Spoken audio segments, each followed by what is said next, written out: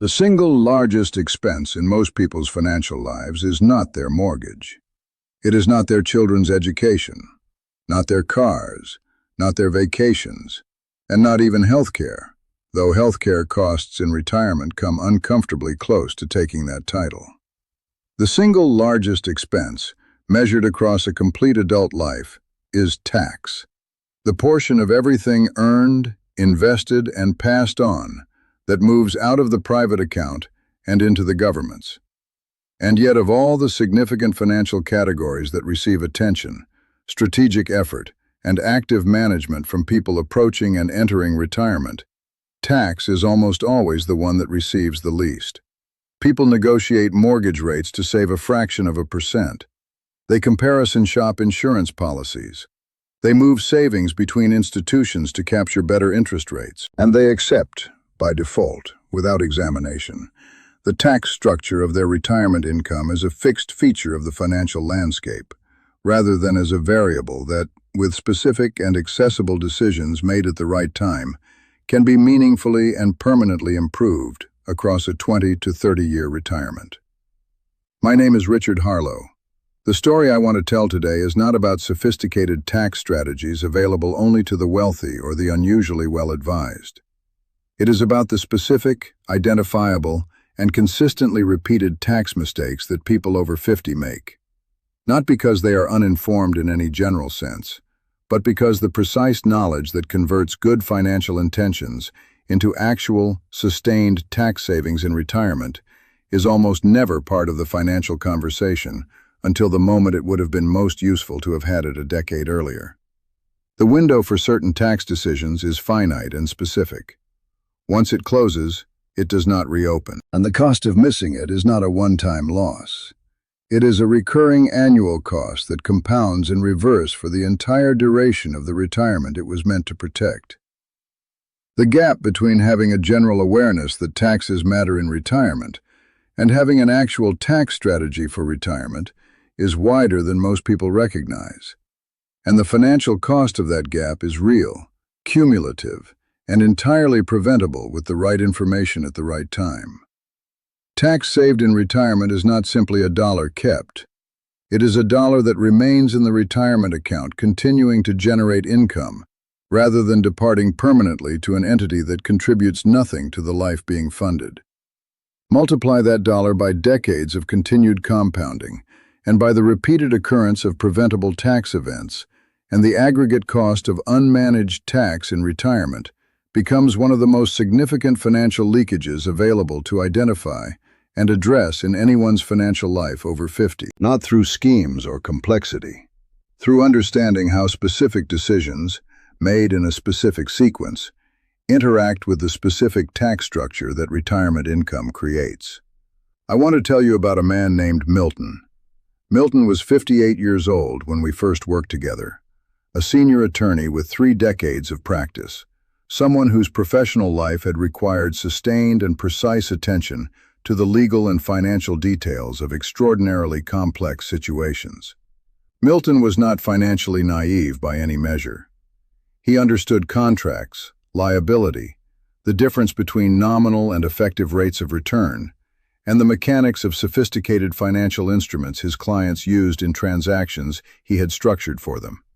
What he had never applied to his own retirement planning, because the structure of his working life had not demanded it, and nobody had surfaced the need, was the same analytical precision he brought to everything else. His retirement tax situation had developed through a sequence of individually reasonable-seeming defaults, and no one had ever examined that sequence as a whole system and named what it was going to cost.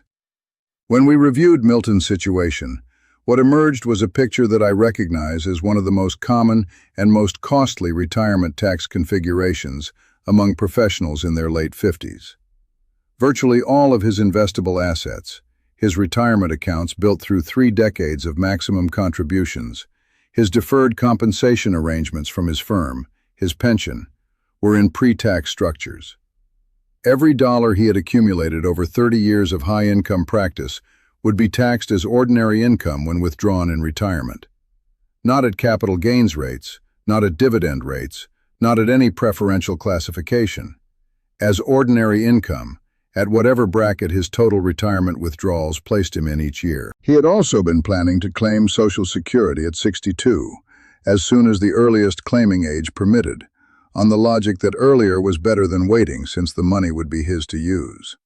And he had never heard the term Roth conversion strategy used in application to his own situation, let alone considered whether the specific window between his planned retirement date and the age at which required minimum distributions would begin represented a one-time opportunity to restructure his account mix at tax rates he would never see again. The first mistake, the concentration of virtually all retirement savings in pre-tax accounts, is one I observe consistently in high-income professionals who built their savings through employer-sponsored retirement plans during the decades when pre-tax contributions made obvious and correct sense. Pre-tax contributions genuinely reduce taxable income in the contribution year, which is valuable when working income places someone in a high marginal bracket. The cost of that value is the future tax obligation on every accumulated dollar, a cost that becomes increasingly significant as the account grows larger through decades of compounding, and as required minimum distributions eventually impose mandatory annual withdrawals, regardless of whether the money is actually needed for living expenses. Milton's projected required minimum distributions, beginning in his early 70s, would push his total annual income into brackets he had not anticipated and had not incorporated into any retirement income plan. The distributions themselves would be taxable as ordinary income. A meaningful portion of his Social Security would become taxable as a result of the elevated combined income level. His Medicare premium surcharges would increase because income-based adjustments apply at the income level his projected distributions would produce. This cascade of interacting tax consequences, each element triggered or amplified by the others, is what some planners call the tax torpedo, and it is assembled entirely invisibly over decades of individually rational savings behavior, without any single identifiable moment where someone consciously chose it. It emerges from defaults, not decisions. The second mistake, planning to claim Social Security at 62, represented a permanent reduction in monthly benefit of approximately 30% compared to the full retirement age benefit, and approximately 76% compared to what the benefit would be at 70. For someone in Milton's health profile, and with a realistic life expectancy that extended well into his 80s, the break-even analysis pointed clearly toward delay. But the tax dimension of the Social Security timing decision was what Milton had never examined. A higher monthly Social Security benefit, arrived at by waiting until 70, would cover a larger share of retirement living expenses from an income source that is taxed at a lower effective rate than ordinary distributions from pre-tax retirement accounts. That means more of the total income need is met from the less aggressively taxed source, and less needs to come from the fully ordinary income-taxed pre-tax account each year. The timing of Social Security is not merely a question of when to receive it. It is a structural tax positioning decision with consequences that repeat annually for as long as the benefit is received, compounding the impact of getting the decision right or wrong every year through the entire retirement period. The third mistake, the complete absence of any Roth conversion strategy, represented the most consequential missed opportunity of the three, and the one most directly linked to the specific timing window that closes permanently once required minimum distributions begin. Between Milton's planned retirement date and the year in which his required minimum distributions would be mandated, there existed a window of several years during which his taxable income would be at its lowest level of his entire adult professional life. He would no longer be earning a high partnership-level salary. His required distributions had not yet commenced. His Social Security had not yet started. During those years, his income-based tax brackets were more favorable than they had been at any point during his peak earning decades, or than they would be once mandatory distributions and Social Security combined to push his total income back up to levels comparable to his working years. Converting meaningful portions of his traditional IRA to Roth during that window, paying tax on the converted amounts at the lower rates available only during that specific interval, would permanently reduce the future ordinary income obligation on those funds, remove them entirely from the required minimum distribution framework, and produce a growing pool of assets that would generate tax-free income for the remainder of his retirement, regardless of future tax rate changes. The window was not indefinite.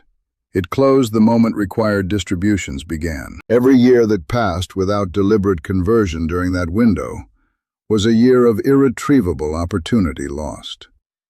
What Milton and I constructed together over the following 3 years was a coordinated response to all 3 of these situations.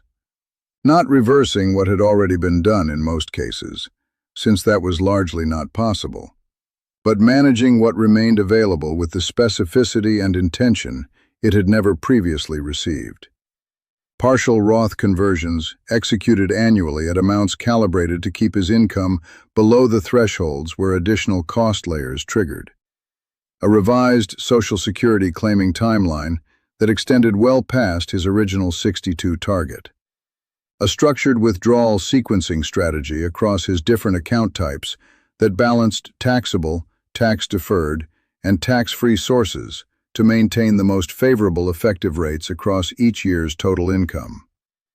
None of these were inaccessible or exotic. Each was a specific decision available to anyone in an equivalent situation with the right information. What had been missing was not the ability to make the decisions. It was the knowledge that they existed, that they mattered, and that they had a deadline. Milton described the experience at our last meeting with the precision I had come to expect from him. He said that for the first time in his adult financial life, he understood not just what tax he was paying, but exactly why he was paying that amount, what decisions had produced it, and what those same decisions were doing to reduce the amount he would pay across the following 10 years. The planning had not been magic. It had been structure, deliberate, forward-looking structure, applied to a domain that had previously operated entirely on inherited defaults. Here is the question I want you to sit with this week, stated as directly as I know how. What percentage of your total retirement savings, across every account, is in pre-tax structures versus Roth or after-tax structures? Not an approximation, the actual percentage, calculated from your actual statements. If the answer is 90% or more in pre-tax, you are in Milton's configuration. Whether a Roth conversion strategy makes sense for your specific situation is a question for a qualified tax professional working with your actual numbers. That conversation has a fee.